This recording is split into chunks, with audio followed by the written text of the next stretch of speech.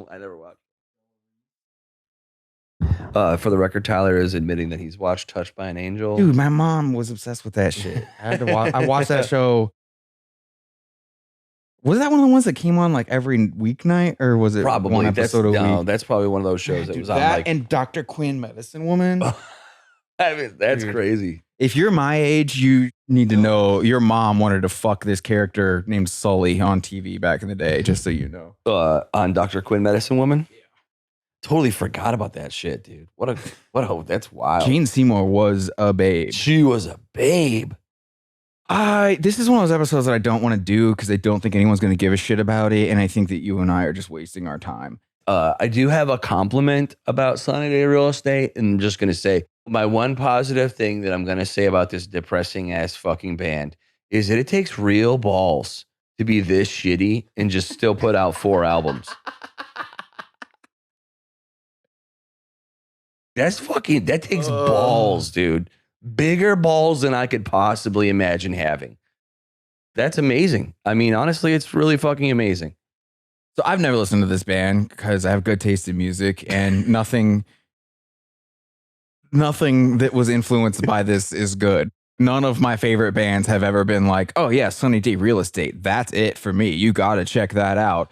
So I just never got around to this. I'm aware of the reputation that it has, of course, but I also kind of figured that if it mattered that much, I would have heard it. I pressed play on this and I'm just like, okay, I get it. You heard Rites of Spring and Jawbreaker. Like, what the fuck? For sure. I mean, and for real, what's weird is the reputation that Diary specifically, the Sunny Day Real Estate album Diary specifically, that album's reputation. There are people who think that this band basically invented emo, or were at least the most influential emo band or something. And no, that is probably one of the most common things that people believe about but it's Sunny Day. not true. A ton of people would say they are the most pinnacle, important emo bands. They literally created the genre. You're looking for Rites of Spring and Jawbreaker. That's who the bands that you think Sunny Day were influenced by. Mm-hmm. Sunny Day Real Estate sincerely cites early U2 as perhaps their biggest influence. Fuck this from the ground up, man. I'm not on board. Anybody who says I'm not on board. Who is your biggest influence? Oh, Bono. Probably. It would probably have to be. Have you ever heard of a band called U2? Which, dude, we should take 1 second in this episode because you brought up Bono and just say we should probably do a follow-up episode to U2 simply because Bono has been in the news lately and the ego on Bono is on another. I can stop the war with a poem. He lives on another planet, dude. That dude's reality. He's been rich for too long. Yes, his reality is not anyone else's fucking reality. Insane. Anyways, point being is anybody who would say that U2 or Bono is their biggest influence automatically should be ejected from music in general and should not be taken serious. Unfortunately, somehow nobody had that state of mind at the time when somebody in Sunday Real Estate decided to utter these words. I really don't understand how this band gained the reputation that they have. And it's only within certain circles, you know. Can't imagine that very many people ever cared about this band. I don't think that very many people ever did. And it's not just because the music is as bad as it is. It's because there were so many superior versions of this that were already happening. Mm-hmm. It's not like this band came out and, oh yeah, I mean, they suck, but they were the first ones to do it. They were not the first ones to do it. And other bands were doing it so much better than them for an extremely long time before this happened. So I just don't get how this somehow gets put in front of everything else. This band sounds like the first high school band of guys who then went on to be in better bands. Yeah, that's what Sunny Day Real Estate sounds like to me. So that's why I think that is actually a big chunk of Sunny Day's popularity is other musicians who go, wow, this is fucking terrible, but everyone else loves it. That means my even worse band somehow is valid. My even worse taste in music is valid because this is so bad. I think in a weird way, the band validated people's terrible taste in music and also terrible bands that they themselves were in. Does that make sense? If you're a shitty band, you're always going to go, yeah, we're shitty, but we're not that shitty. I just think it was grunge is what was popular, which is a horrible genre of music. Yeah. So if you wanted to be more indie than grunge, which obviously like a huge part of the whole grunge thing was scene cred and being indie and, you know, fuck the man, Yeah. anti-corporate, Pearl Jam against Ticketmaster, blah, blah, blah, blah, blah. So the logical extension of that is getting further and further away. Like, I don't listen to bands on the radio. How cute. I listen to what's the worst fucking thing happening right now that nobody else would like? No, that band. I listen to Sunny Day Real Estate. Yeah. In order to be counterculture to the counterculture that had hit the mainstream, your option is this bullshit. Even though the band Slint put out the album Spiderland years before Sunny Day Real Estate released Diary, like, how is Diary relevant in a world where Spiderland already exists? Drive Like Jehu's Yank Crime came out the same year as Diary. Unwound's Fake Train came out the year before. Why were any of you listening to Sunny Day Real Estate? You have unfinished homework over here if you were listening to Diary instead of these albums. What the fuck are you doing? True. To go back to something that you said earlier in your little diatribe here was it is kind of the logical conclusion in my mind. I think Sunny Day really closes the book on grunge because it's literally the bookend. Because if grunge is it's like rejection, almost like this punk rock attitude, but then every one of these bands gets played on the radio and launched into fucking mega stardom, like Pearl Jam, Alice in Chains, Soundgarden, all these bands just get sucked up into the vortex of popularity. But you still have to have this like I'm a real grunge person. I genuinely still think fuck the man. And then you're like, okay, there's only one band left, you know, that no one at radio's ever gonna play. It's Sunny Day Real Estate. Also, I love that fucking band. Here's how I know how that's true. So this is a terrible band name, right? Sunny Day Real Estate. It only gets worse when you find out why that is this band's name. I can't remember which one of the guys in the band it was. One of them was sitting around thinking about how everything was being commodified and how eventually everything's going to be for sale. And someday they'll probably be able to charge you for a sunny day, man. Oh, fuck off, dude. This is like the time that it's like the third time you've ever gotten high and sat around with your friends and just pontificated dumb shit. You know what? I bet someday the man's gonna figure out a way to charge you just to enjoy a sunny day. That's right. It's like, dude, you know there are people in prison right now. People are like real fucking problems in life, and this is what you're doing. Smoking way too much weed with other people smoking way too much weed, and nobody in there going, "You guys sound like idiots." The thing is, too, is Sunny Day's existence allowed bands like Jimmy Eat World to think it was a good idea to name their band Jimmy Eat World. They allowed the world to name their band dumb shit over and over again. Yeah. It doesn't even make sense. It doesn't flow off your tongue. Hence why even in this episode, I'm going to say Sunny Day because I don't want to say Sunny Day Real Estate because we'll be here for 5 hours every time I have to say the band name. There are not a lot of dudes in Foo Fighters right now who can honestly say that Foo Fighters is the best band they've ever been in, but the Sunny Day Real Estate guys can. Yeah. I would not be surprised to learn that the band Placebo was formed after the guys in Placebo heard the first Sunny Day Real Estate album and said, wait, is this what you're trying to do? Because here's the best possible version of what it sounds like you're trying to do. Did you guys know that you can actually just make music like normal people? Like, check this out.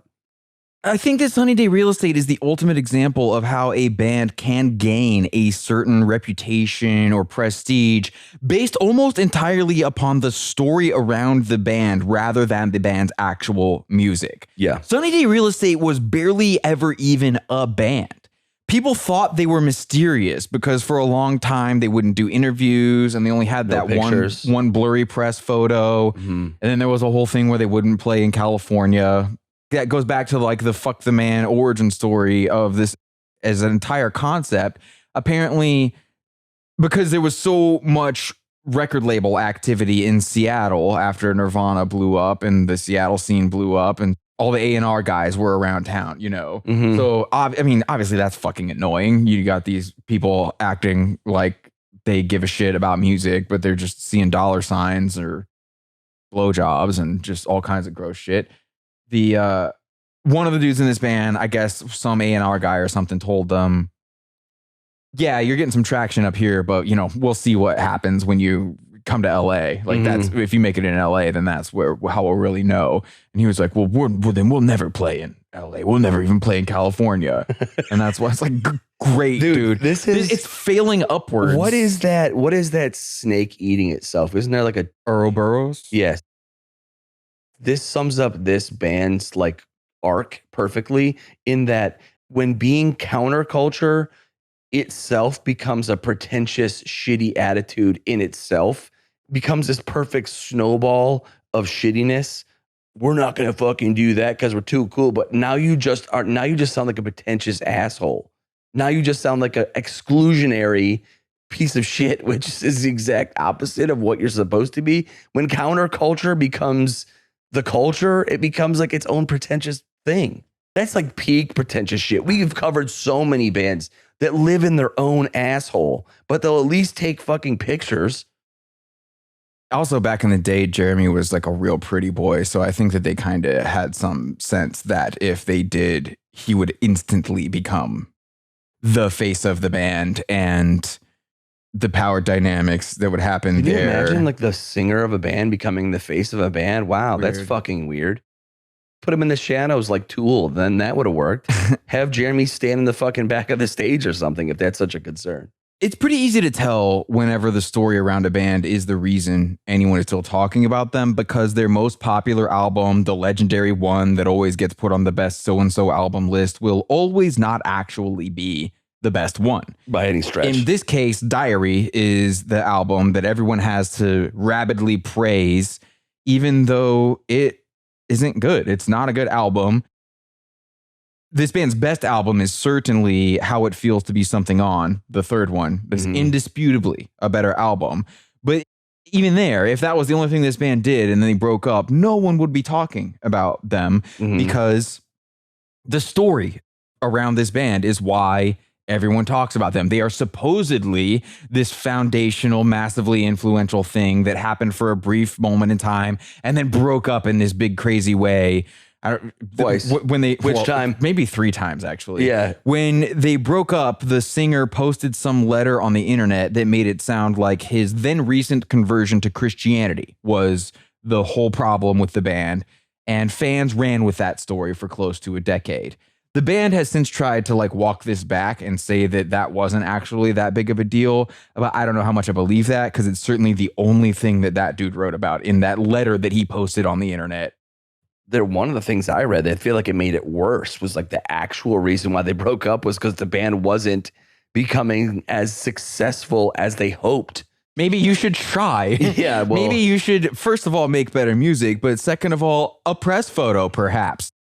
Going to LA, perhaps. Diary to me really does sound like a high school band went to the studio, recorded some songs, but never actually had a real producer or editor actually edit and produce the album.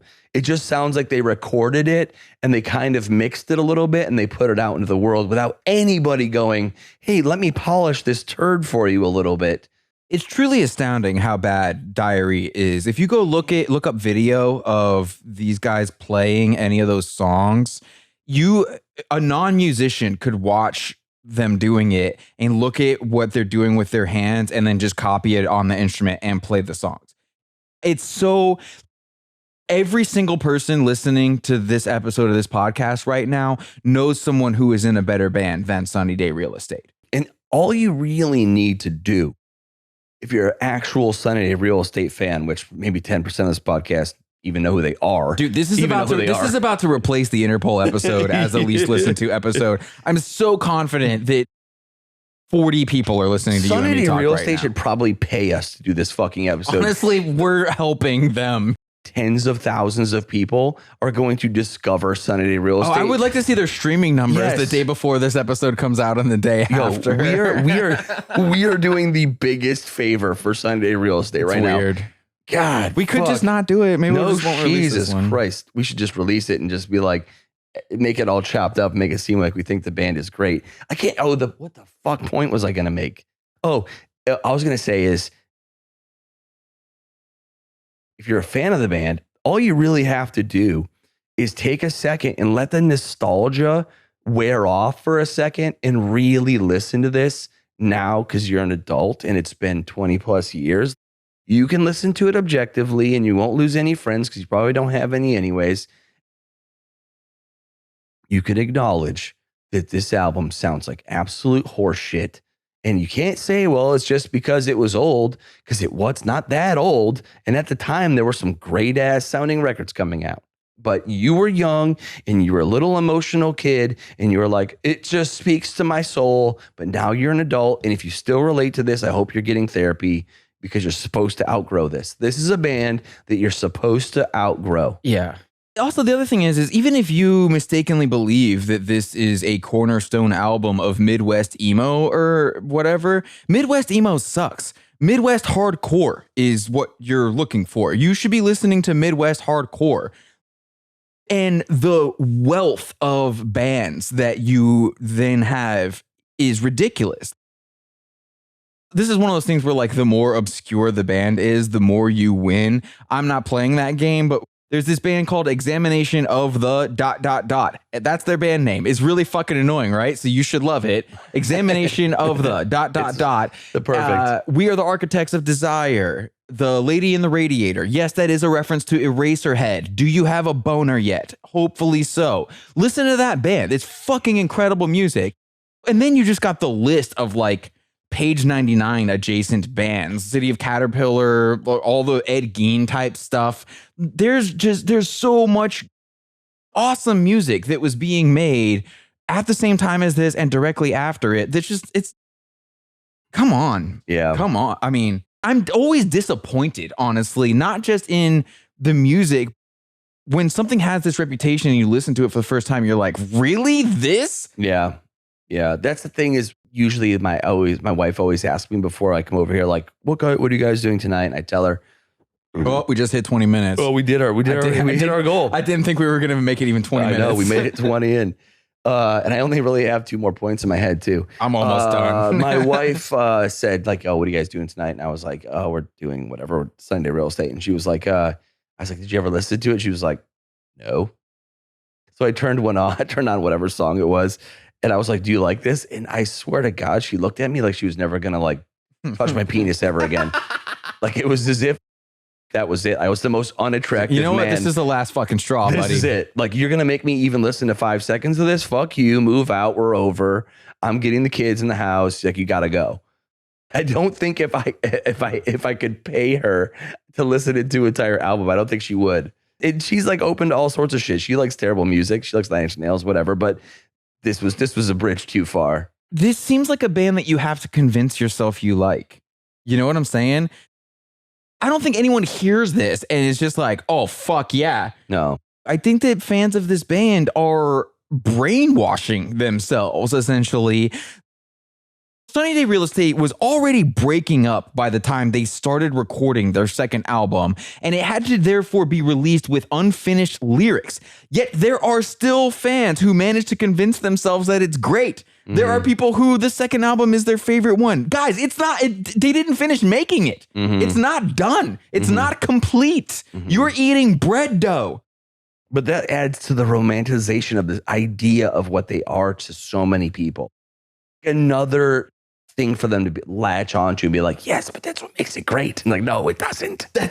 It makes it worse. It's ridiculous. It makes you an idiot. The reason this band has songs named 7, 8, and 9 is because those were the 7th, 8th, and 9th songs they wrote. They reuse song ideas over and over. There are probably a dozen songs about turning around or being run around or going in circles. They even reuse such specific lyrics as suede scars in I think at least 3 songs. So this guy like comes up with the concept of a suede scar, which is stupid.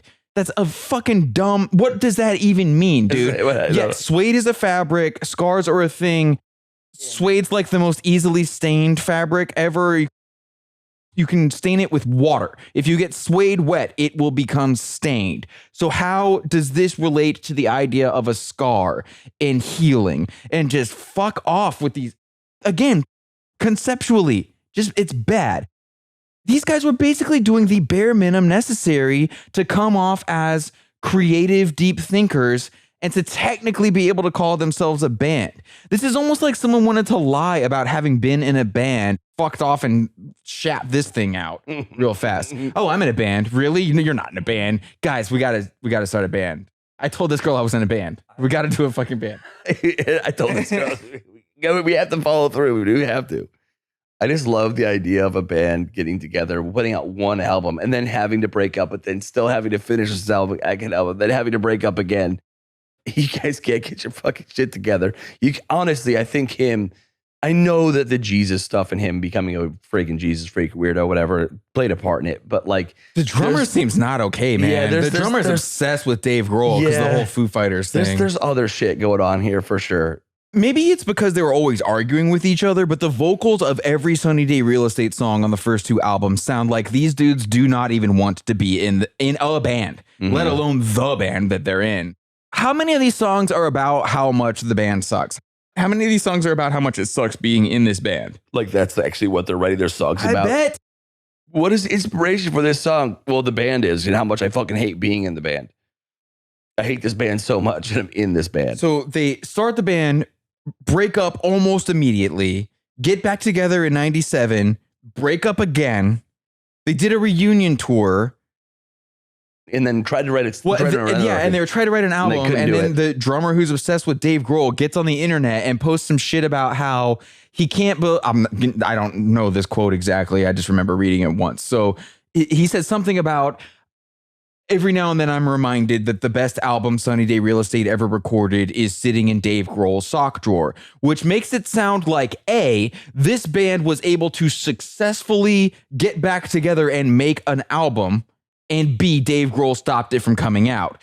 So then people go to the dude who's in Foo Fighters still, and they're like, hey, your Sunny Day Real Estate band guy over here is saying this wild shit. Is that true? And he's like, no, it's not true at all. Yeah. And then the drummer dude from Sunny Day had to walk back his statement saying he thought it was obvious that he was speaking metaphorically because apparently the situation was that Sunny Day Real Estate tried to make an album. Old shit came up or they just weren't feeling it. The music wasn't coming or who knows what. And it just didn't happen. No outside problems. They stop making the album. They bail on it. It doesn't get finished. There's no finished album. And then the connection to Dave Grohl is just that they were recording it in his studio. The studio that they were recording in was owned by Dave Grohl. He wasn't in the room. He made no decision at all in any part of this process. And like, I'm not trying to defend Dave Grohl right now. Fuck Dave Grohl. Who gives a shit? But it's not Dave Grohl's fault. Entirely misrepresenting the situation because he has some weird obsession with this dude. Yeah. Dave Grohl is absolutely a better drummer than this guy. And maybe that just fucks with him. I don't know. Yeah. Maybe that's what it is. Maybe there's like some really deep-seated, vicious jealousy there. Maybe that's all it is. I would like to say that I'd never have this issue. Okay, you know when your body gets sick and it comes in and it attacks the virus and then like it overcomes the virus and boots it out. My thoughts about Sunday Day Real Estate as we're recording this is like are being evaporated, like being attacked by my brain. I had this whole point that I wanted to say, and as you were talking, it was as if my brain was like, no, this has got to go. It was treating my thought about what I wanted to say next as a virus, and it attacked it and it erased it from my brain. That's how much my body is rejecting this entire episode that somehow now is over 25 minutes long. I've got more notes, but honestly, it's not, I don't care. It's not worth it. You know what I care? The fact is that Jeremy Enig and Sunday Real Estate owe us money because you just got exposed to tens of thousands more people because of this fucking episode, period. You owe us money. The last thing I do want to say though is the album that everyone hates, the fourth album, was pointless, absolutely pointless, complete dog shit, called The Rising Tide.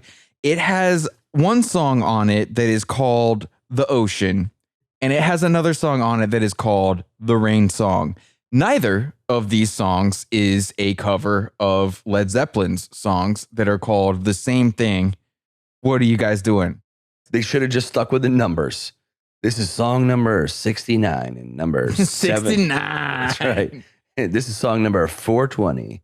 If they manage to keep this reunion together long enough to make an album, which they won't, and they don't make a song titled 69. Yeah, they're fuck them. Oh, even worse. I'll delete this episode from our fucking catalog. It will just be a ghost episode. It won't even be. I'm pretty sure they put out an episode about Sunday Real Estate. Like, never fucking happened. Bro, I've been listening to Your Favorite Band Sucks since the Sunny Day episode. I heard it. I heard it. That's right. I tried to record it and I didn't. And fucking now it's gone forever. This just makes me want to start a fight with you and break up this podcast because if we should break up like after every episode or something. If this is what happens, fuck it, man. I know. And then, I mean, it so consistently works for every band that tries it. LCD Sound System gets to break up for like 2 years or some shit, 5 years. What was it? It's a thing. It's definitely a thing when a band goes on hiatus or they quit. These guys break up after basically every album that they've ever made. All right, let's never do that shit again. It's like clout chasing before that was even a thing. You know what I mean? Before it was called that. That's really what it feels like. We need a story. What's the story? I got it. Let's break up. Don't you think if these guys thought their music was good, that it would be a little more difficult for them to decide to just walk away from the entire thing? It would be really hard. Like, if you were in a band that was making kick-ass music and you knew it, it would be really hard to walk away from that, even if one of the guys is an asshole. Look at how many bands clearly have problems, inter-band problems. They love the music so much that they keep doing it. Sure. But these guys are like, oh, fuck this. I mean, I don't even like this shit. So fuck you. Fuck this. I'm out. That's what it is. They're like, you know, we could kick that guy out of the band, but honestly, I don't even give a fuck. Do we really want to keep this shit train going? Let's just break up. We could get rid of him, but then what? We're going to put out another shitty album? Fuck it. I don't even know how to wrap this up because the thing is part of the reason why we're even doing this episode is because they're about to do a reunion tour, assuming they even can make it through the entire reunion tour. If the best thing that they would do would break up in the middle of the reunion tour, and that would be like the most ideal thing that could possibly happen. And I'm not kidding, Jeremy and bandmates, you owe us money because you're about to make a dickload of money from people going and listening to your shitty band. Because I want to see your Spotify checks after this episode comes out. They're going to double. I can guarantee it. Because if Sunny Day Real Estate is your favorite band,